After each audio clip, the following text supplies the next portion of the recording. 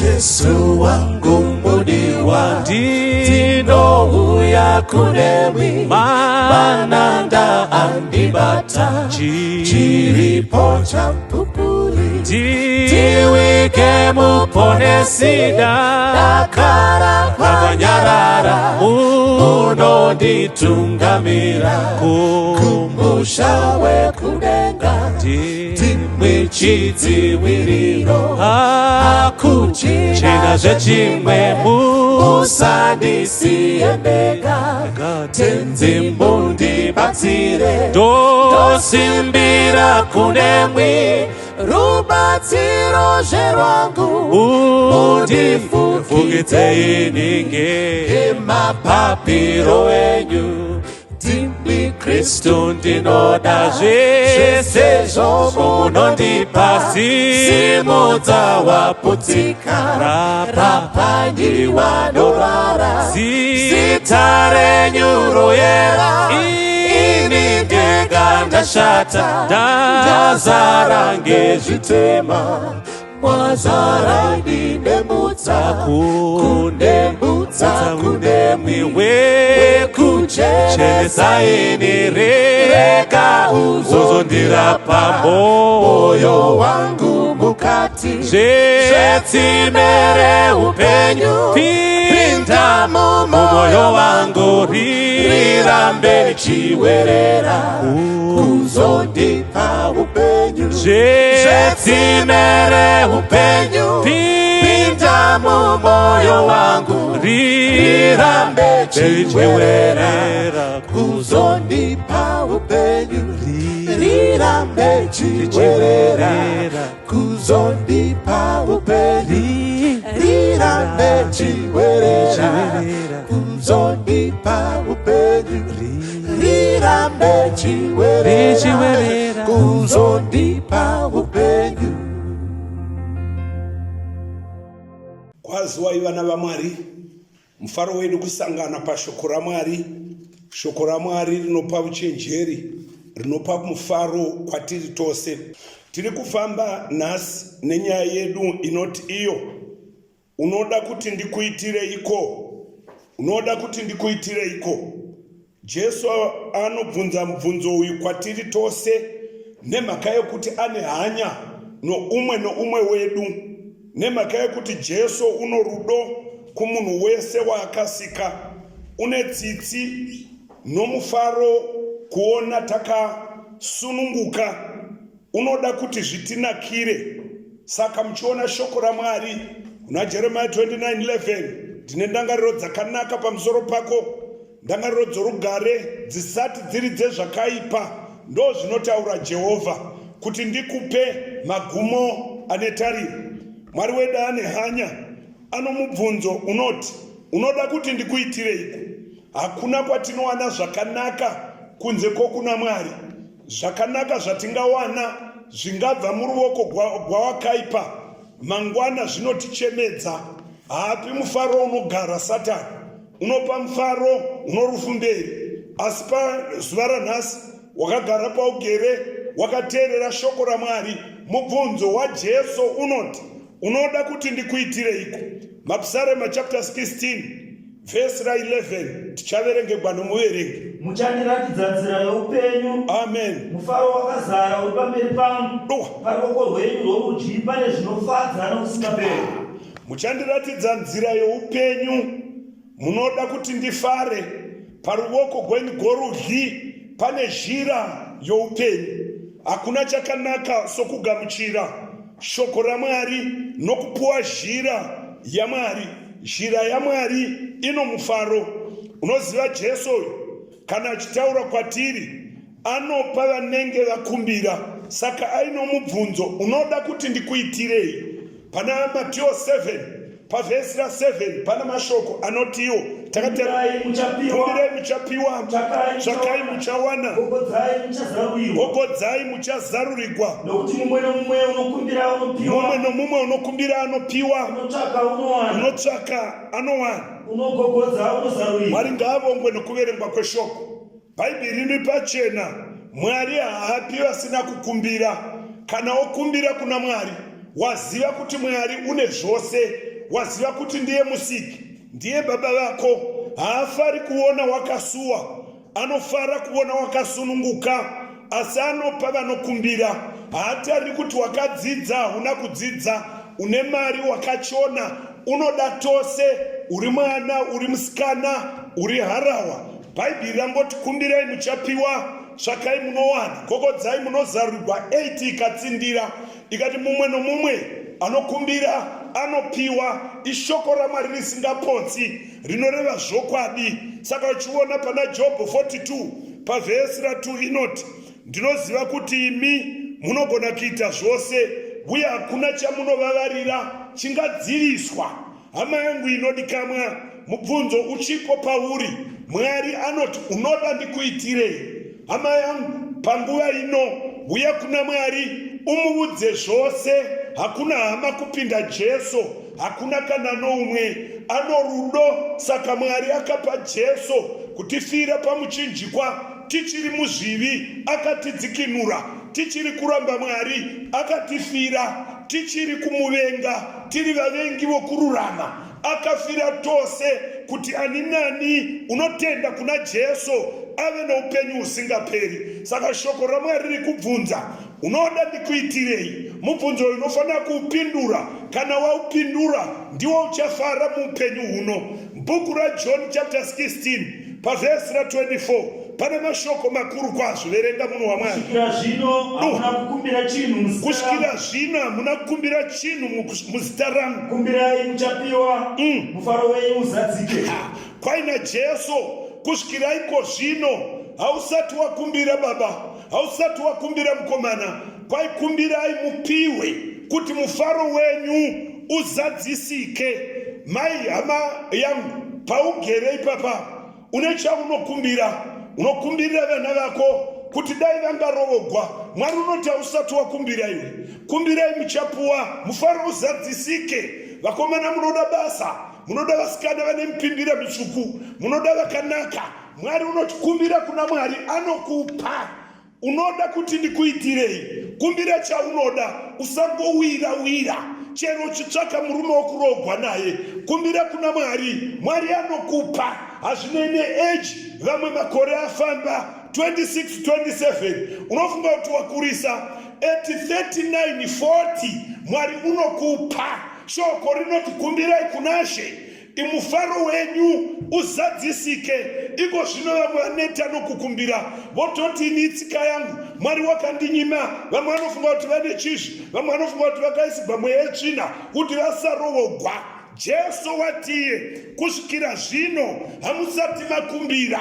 Kumbirai kuna Mwari, mufaro wenyu agokupai, mufaro wenyu uzadzisike. Hama yangu inodikamwa, pose pauri kuteerera nyaya iyi nyaya ndeyazvokwadi.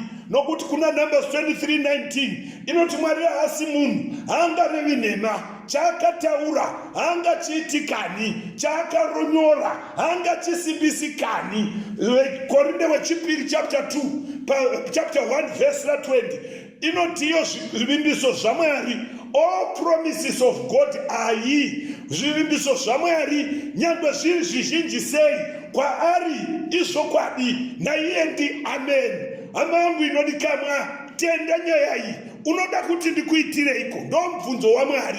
Tenda kuti Jesu anopa. Tenda kuti Jesu ndikamukumbira anondipa mufaro nezvinodikamwa nomwoyo wangu, especially kana zvakazembera nokuponeswa kwedu, nokuti tifare tichimunamata tichiti haleluya unouya. Nokuti unouya haramba akanyarara, asi wakamurindira uchiimba dzodze gwendo, wakafara uchiti ndinamuponesa anoshamisa, anondishamisa ini, anondibvisa mumadambudziko, agondigadzika namachinda, anondidzikinura pamuromo webere, pamuromo weshumba.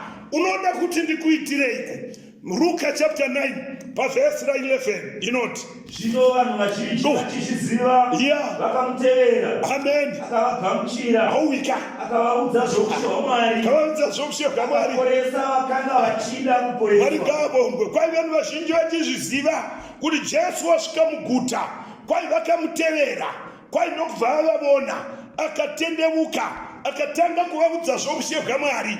Apedza kuvavudza zvoushye hwaMwari akaporesa vakanga vachida kuporeswa. Famba nechapta iyoyo munhu waMwari. Shoko raMwari harina kupodza. Shoko rati kudii moidzokora munhu waMwari.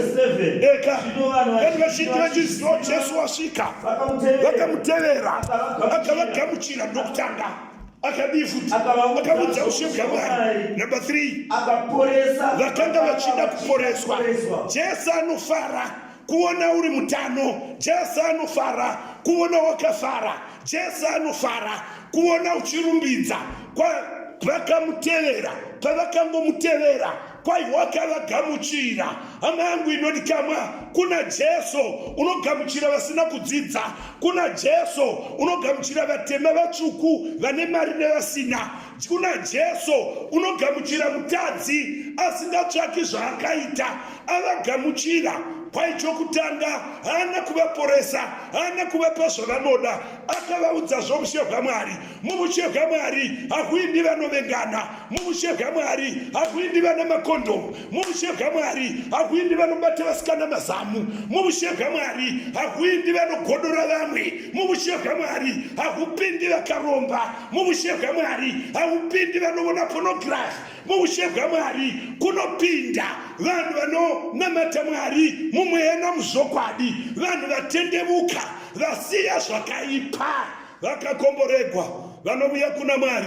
Apedza kuvamushidza ushe hwaMwari unopinda vakabhabhatidzwa vakatenda zvakatemwa nezvakatongwa naJesu. Munopinda vanhu vanofamba nezhira yeshoko raMwari. Shoko rinotiro akaporesa vakanga vachida kuporeswa. Pabhuku raMarko chapter 10 verse 46 teka munhu waMwari. Akasvika Jeriko. Ndavadzidzi achikuda Jeriko navake famba munhu waMwari navazhinji. Batimio mwanakomana waTimio rakanga riri bofu riri rombe rakanga agere pazhira. Famba. Anzwa kuti ndi Jesu weNazareta. Akatanga kudanidzira achiti, mwanakomana waDhavhidhi, mira ipapo. Bhaibheri rinoti wakapinda nokubuda Jeriko. Paakanga obuda kwai Batimio mwanakomana waTimio, Batimio, son of Timaeus, rakanga riri bofu zvakare riri rombe, asi wakaziva position akagara pazhira paipfuura navanhu kuti abatsigwe avone zvinoitika, avudzwe zvinoitika muguta, ahwe news, akumbire zvokufuka, akumbire zvokudya, abatsigwewo navamwe. Hama yangu inodikamwa, gara pazhira, position yourself pazhira. Jesu izhira, chinoizhira. Bhaibheri rinoti kuna John 14:6, ndini nzira noupenyu nezvokwadi. Jesu unoizhira, ukamutarira kuna zvakazarurwa unoti zita rangu rimwe zita rangu ndinoishoko raMwari. Gara pashoko raMwari, gara panoparidzwa, unobatsirika.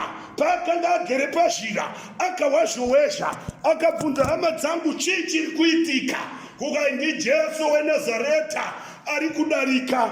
Anzwa kuti ndi Jesu, haana kukumbira mari. Musi uyu akaziva kuti Jesu paavuya ndava kubatsirika. Hama yangu inodikamwa, wadivo kuponeswa nhasi. Jesu akanga opfuura Batimio akadanidzira kukai, Jesu mwanakomana waDhavhidhi, ndinzwirei ngoni. Nemhaka yakadana Batimio akanga anzwa vhangeri kui Jesu unoporesa, Jesu unorapa mapofu, unosunudza vasingavoni, unosimudza zvirema. Akanga anzwa kuti Jesu muregereri wezvivi, mwanakomana waMwari, unorapa vagwere. Akanga anzwa mukomana uyu kuti Jesu wakanaka, haana chaanokonewa, saka akatanga kudanidzira.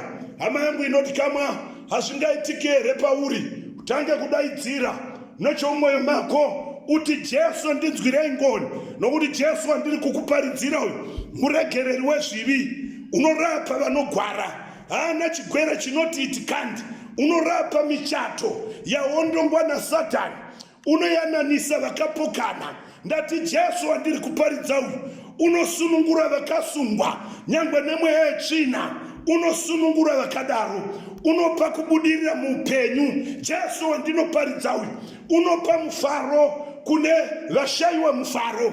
Jesu andinoparidza uyu unoparisa vane hasha, uri kudzoka zvekare. Jesu wandinoparidza uyu unotura mitoro yamakore yakunetsa. Saka uchiwa achitaura achiti uyai kwandiri imi mose makaneta makaremekwa, ndinokuzorodzai. Usasenga mutoro woga. Jesu wandiri kuparidza uyu nerimwe zuva tichamuona achidzika namakore. Zvaka chapter 1 verse 7 noti tarira unouya namakore, meso ose achamuona, navakamubaya navose vakamubaya vachamuchema, marudzi ose enyika achamuchema homwe. Amen. Jesu ari kudzoka madzinodikamwa. Nyika iyo ino ndiye mudhara. Jesu ari kuuya komisa programu dzose dzoupenyu. Uchamisa vana covid, uchamharisa ndege, uchamisa maindastry, uchamisa mabhawa, uchamisa vanogwa, uchamisa upombwe, uchamisa marobha, uchamisa mbavha, uchamisa varoyi. Jesu musi waanouya unouya namakore omira nochomudenga, oridza hwamanda, makuva otsemuka, vakafa vachitenda muna Kristu vachati ndiye watata kamirira. Wadiwa kumumirira munhu waMwari. Ano mubvunzo, unoda kuti ndikuitirei? Uchipanyika ino unoda kuti ndikuitirei? Jesu ndiyo tariro yedu. Philippians chapter 3 verse 20 inoti munhu waMwari, nokuti nyika yedu iri kudenga uko kwatakamirira nowakati. Yes, uchavandudza muviri uyu wokuninipiswa kuti tikufanane nomuviri wokugwinya kwake. Dzokera kuna mako. Ndati uri kuuya Jesu, asi uchipanyika ino unoti unoda kuti ndikuitirei? Rova paverse 47 zvekare inoti, come on. Iye wakati anzwa kuti ndi Jesu weNazareta, akatanga kudanidzira achiti kudii? Mwanakomana waDhavhidhi, ndinzwirei ngoni. Hama yangu inodikamwa, bofu rombe rakadaidzira, ndinzwirei ngoni. Famba munhu waMwari. Verse 48. Come on. Vazhinji vakamurayira kuti anyarare. Iye wakanyanya kudaidzira kwazvo. Mwanakomana waDhavhidhi, ndinzwirei ngoni. Ipapo Jesu akamira akakudanei. Akadana bofu vachiti, sunga moyo, tarira unokudana. Ndati unoda kuti ndikuitirei? Ndo mubvunzo waJesu. Kwai bofu rawa kuti ndi Jesu rakadaidzira on top of his voice. Jesu mwanakomana waDhavhidhi we, ndinzwirei ngoni. Kwai pavakamurayira kuti anyarare akatowedzera. Handifungi kuti waidaidzira achakagara, wakatosimuka akati, nhai Jesu mwanakomana waDhavhidhi, ndiwireiwo ngoni. Hama yangu inodikamwa, Jesu waiva nemhomho yaimutevera. Gwendo gwakamira tsitsitsitsi, vamira. Amiswa nerombe, haana kumiswa na sabhuku kana na gavhena, haana kumiswa na MP kana na manager, akamiswa nerombe nokuti radana ruponeso. Hazvingavi kwauri here munhu waMwari udaidzire kuna Jesu uti, Jesu ndinzwirei ngoni? Hapana eranda kuigwa ngoni angamisa denga rose rikaburuka kumba kwako, rikaburukira pavarume vako. Uti Jesu ndinzwirei ngoni pavana vangu havawirirani, ndinzwirei ngoni pamurume wangu unokara sebere vakadzi, ndinzwireiwo ngoni murapanure mweya woruchira, ndinzwireiwo ngoni. Ndataupo here mudikani unoda kudaidzira sejaya, ndinzwireiwo ngoni pandinoona vasikana ndishare mudzimai uchandichengeta asingandihedhusi, ndinzwireiwo ngoni. Mundipe mukomana uchandifambisa munzira yekururama usingazondirovishaya, uchandichengeta asingandisii. Paumandara wako iti ndinzwirei ngoni. Pabhizinesi rako, paprojekti yako haugoniwe here kudana, ndinzwireiwo ngoni. Pakudzidza kwangu, Ishe ndinzwireiwo ngoni. Hama yangu inodikama, dana kuna Mwari dzimwe mhuri hadzichawirirani nokuda kwomweya wesvina. Satani angopinda akabvoronga, havachawirirani, havachafonirani, nyangwe kusangana pamameetings havavonani, vakaudzana kure na kure, havachataurirani. Asi rega ndikuudze munhu waMwari, Hebrews chapter 12 verse 14 inoti, tsvakai rugare navanhu vose, kuzhe kwahwo hakuna uchaona Mwari. Hama yangu inodikamwa, kana Jesu akasakuhwira ngoni pachivi, unova spiritually blind, akasakuhwira ngoni pachivi unoshaiwa musha unofanana nerombe unohwisa urombo kana Jesu akasakuira ngoni. Vakadana ngubofu vakati tsunga moyo, tarira unokudana, famba munhu waMwari. Iya. Papa akarasha nguo yake. Amen. Akaenda kuna Jesu. Jesu akampindura akati kwaari, unoda kuti ndikuitireiko? Akati kwaari, Rabhoni. Haleluya. Bhaibheri rinoti pavakati tsunga moyo, tarira unokudana, kwaibofu rakarasha nguo yaro rikasimuka rikamanya kuna Jesu. Hama inodikamwa asvika pana Jesu unopfekedzwa nguo yomutambo, unopfekedzwa kurama naJesu. Hatizoponeswi nenguo dzedu kana kucherehwa nguo. Mukati meBhaibheri inotaura kurama kwaJesu, kurama kunouya nokutenda. Hatizoponeswi nezvedu. Rasha mafungiro ako upfekedzwe language yokudenga. Rasha zhira yako upfekedzwe zhira yokudenga. Shoko rinotiro akarasha nguo akaenda kuna Jesu. Jesu asvika pana Jesu. Iwa mubvunzo wakataura Jesu dzokorora munhu waMwari. Verse 51. Unoda kuti ndikuitireiko? Amen. Ndo mubvunzo wandinawo munhu waMwari. Unoda kuti ndikuitirei? Ndo mubvunzo wachiri kukubvunza. Jesu waiziva zvinoda bofu, asi wakada kuti bofu rireve zvarinoda. Nyangwe denga pachoisi Mwari hapindiri. Unoda choisi yako. Ukada kunamata ng'ombe, ukada kunamata vakafa, asi unokuudza magumo kuti rufu. Vakakomborerwa vachaita choice youpenyu. Unoda kuti ndikuitirei? Hama yangu inodikamwa, kana Mwari akubvunza unoda kuti ndikuitirei, haikuna kurashika. So mukomana waJohn 5 unonzi tora nhovo ufambe. Woti handina munhu ondiwisira kudziva. Hausiyo mubvunzo uyu webofu. Unoda kuti ndikuitirei? Haimona kuti kwedu kune zvipambo zvinodya sadza, tinongobona sadza rapera. Hausiyo mubvunzo. Mwari nhasi anoti unoda kuti ndikuitirei sekuru vokwedu vakanga vakaromba. Aiwa, usiwo mubvunzo. Unoda kuti ndikuitirei? Mhuri yokwedu hairovogwi, wangorovogwa unodzoka. Kune mzimu yaririko, hungu ndo zviri kuitika. Asi nhasi shoko raMwari rinoti unoda kuti ndikuitirei. Haikona kupambadza nguva. Vanowana mabasa vachidzingwa, kana pabiwa vanotanga kusungwa ndivo. Pane zviri kuitika. Nyangwe ndikaita project haibudiriri. Munhu waMwari, hausiwo mubvunzo. Jesu unoti unoda kuti ndikuitirei? Unoda muchato here gore rino? Iti ndoda muchato rino risina kupera. Ndoda mabasa. Ndoda kuti project yangu ifaye, zvandinoita zviendeke, ive yakakomborerwa. Hama yangu inodikamwa, Jesu uno mubvunzo. Unoda kuti ndikuitirei? Ndoda kuti vana vangu varege power, varege doro. Murume wangu titaurirane, tironge pamwe, tidanane. Asi rega ndikuudze zvivo zvewe. Jesu paanobvunza mubvunzo uyu, haana kubvunza bofu riri kure. Akaribvunza rasvika pana Jesu. Usataura uri kure.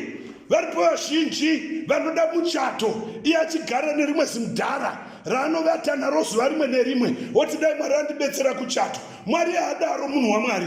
Usakumbira Mwari uri kure, une n'anga yako inokurapa. Woti dai Mwari mandirapawo ugwere kwangu. Mwari haadaro. Unoti ndinoda kuti ndikuitirei kana wasvika pana Jesu. Kwai Jesu akadini munhu waMwari? Verenga. Verse 52. Verse 52. Jesu akati kwaari, enda hako, kutenda kwako kwakuponesa. Akabona wakasunungukwa murume uyu. Akabona Makoronike wechipiri chapter 7 verse 14.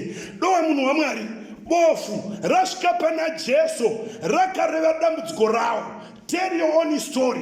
Dambudziko rako nderei? Unoda kuti Mwari akuitirei? Mwari haana chaanoshayiwa, but reva wasvika pana Jesu. Mwari unopa, haana chaanokonewa. Unotinda zvakadai kuti mufaro wedu uzadzisike. Makoronike 7 Take up a verse 14. Kana vanhu vangu vakatumidzwa nezita rangu. Kana vanhu vangu vakatumidzwa nezita rangu. Vakazvininipisa. Chokutanga vakazvininipisa. Vakanyengetera. Nokutsvaka chiso changu. Washuwa here munhu waMwari. Kwaina Mwari wokudenga. Kana vanhu vangu vakatumidzwa nezita rangu. Vakanyengetera. Nokuzvininipisa. Nokurega zhira dzavo dzakaipa. Kwa ipapo ndichanzwa kudenga. Mira ipapo munhu waMwari. Shoko raMwari rinotiro. Kana vazvihambula. Vava so humble. Vakarega zhira dzakaipa. Nokutsvaka chiso chaMwari. Kwa ipapo ndichanzwa ndiri kudenga. Hama yangu inoti kama ungatere amen. Rega zhira yakaipa. Zvininipise pakutaura kwako, zvininipise pakupfeka kwako, ndati zvininipise pamagariro ako, zvininipise Mwari ugoagonzwa munamato wako. Kwai kana vakarega zhira dzavo dzakaipa, ndichanzwa ndiri kudenga. Kumbira chaunoda kana warega zhira yakaipa, zhira yokubira murume mari. Varipo vakadzi vanobira varume mari, vanongoshaiwa varume. Havazivi kwaibva mamuri kumabasa nemvana dzenyu vototukwa pamusoro pokutoregwa futi mari. Rega zhira yakaipa, rega zhira yakaipa yokusuta mbanje namadrugs. Rega zhira yakaipa Mwari agokupa zvaunokumbira. Rega zhira yokuona pornography. Rega zhira yokureva nhema. Varipo vakadzi vanoreva nhema usiku umwe noumwe anogwara. Mukurume kutoti kangela ngapa havadi vanoreva nhema ndinogwara wotondiuraya. Unoda kuti murume aite sei? Vakakomborerwa vasingarevi nhema, vanotsvaka mufaro nemhuri dzavo. Hama yangu inoti kama ndati kana warega zhira yakaipa yokuvokera vanhu vakashama namakuhwa nokuvenga hama dzako, kwaikumbira chaunoda ndi uchachiitigwa. Verenga munhu waMwari ipedzise. Dowaka chavakanganwira zvivi zvavo kupodza nyika yavo. Vakakomborerwa vanotsvaka Mwari. Marko chapter 9 paverse 17.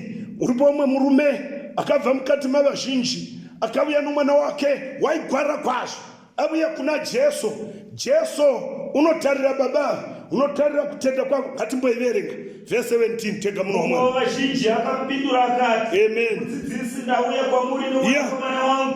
Uno mweya wembeveve. Kose kwanomubata unomuisira pasi. Achipupu mafuro.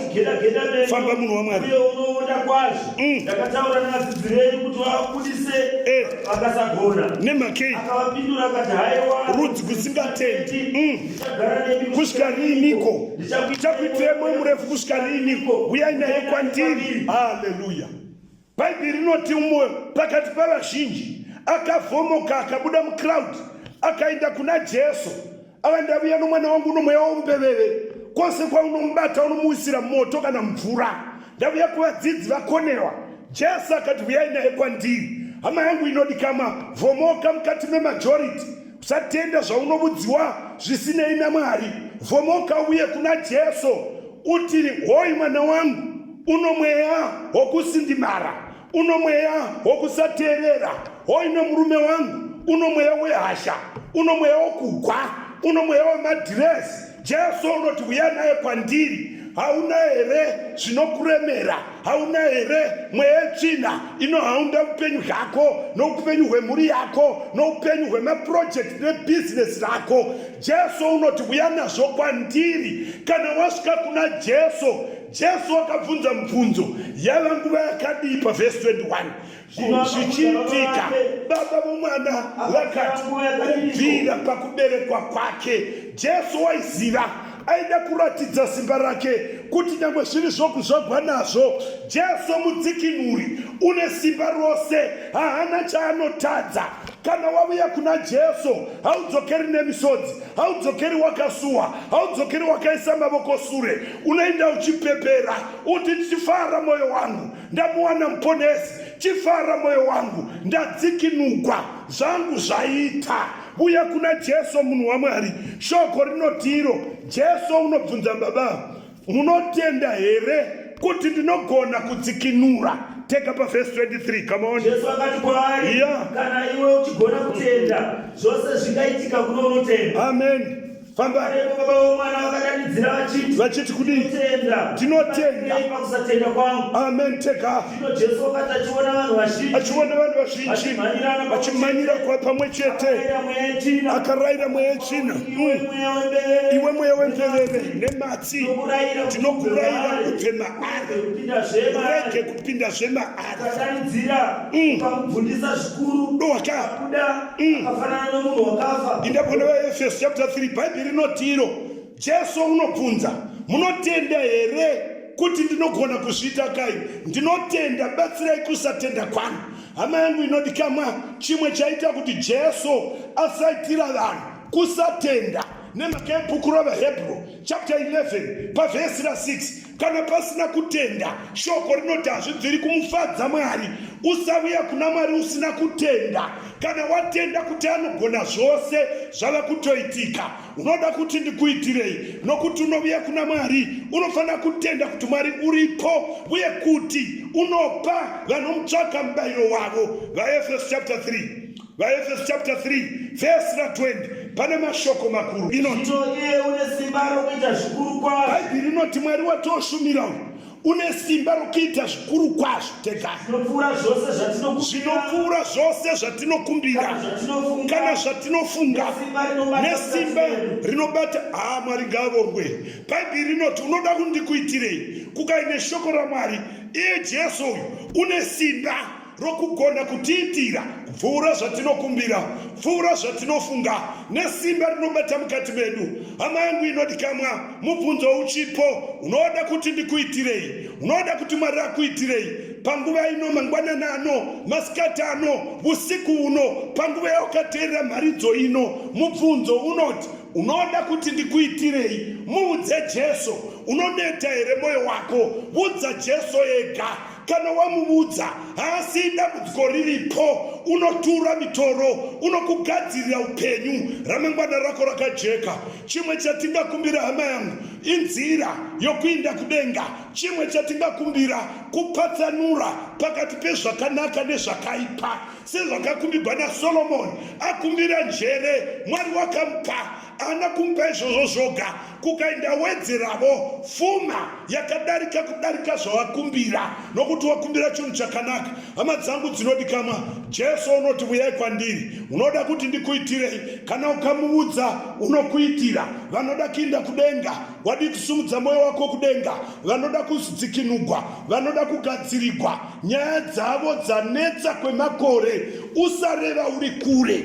Uya pana Jesu sebofu rasvika. Mubvunzo unoda kuti ndikuitirei? Chireva. Tell your own story. Ndava kunamata newe munhu waMwari. Usabva pana Mwari kusvika wamandayarira. Baba vedu vari kudenga muzita raJesu, ndoda kutendai navateereri vakateerera shoko renyu, vabwirei kunjodzi dzerinopasi. Vane zvishuwo zvemwoyo namazero nokusiyana kwavo. Itirai vanokudai Mwari, vahwedera pedo nomuchinjikwa, vakatura mitoro yavo, vakaparadzana nezvivi. Vaitirei zvavanokumbira, vagadzirirei vachipano panyika.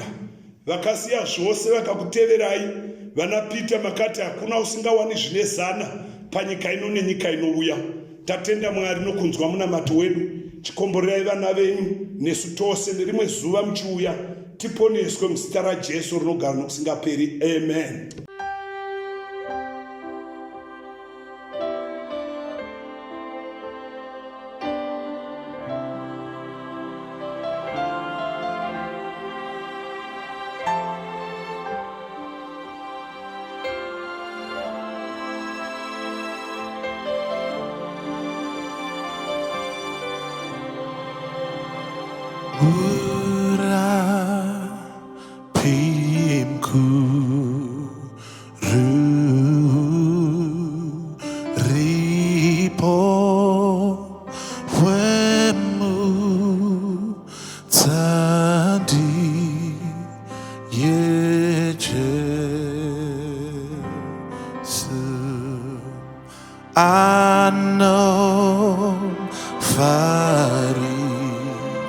Sava rombo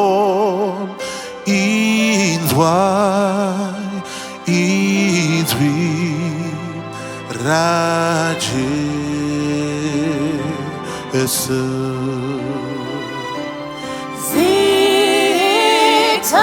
Zitara keritenwe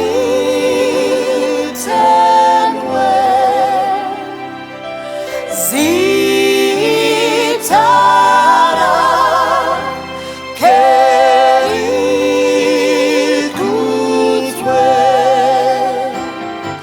Zitara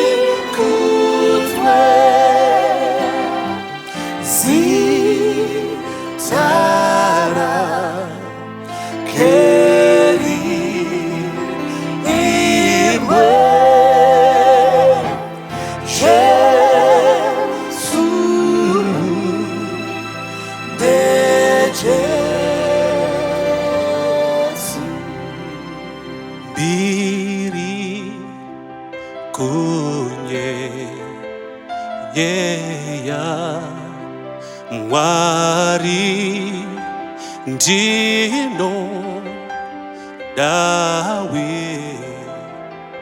raje Jesu ndino isa zeta iri rambo ponesi Jesu Sitara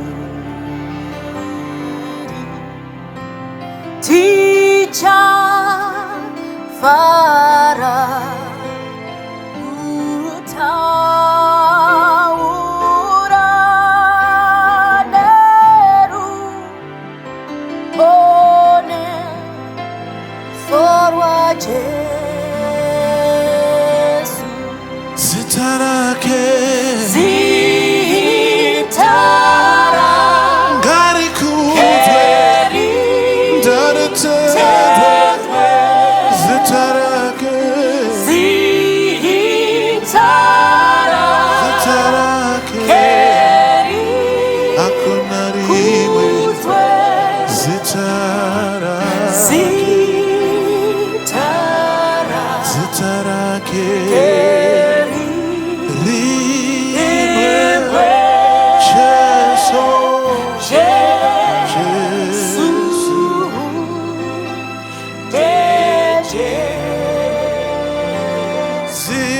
Sitarake.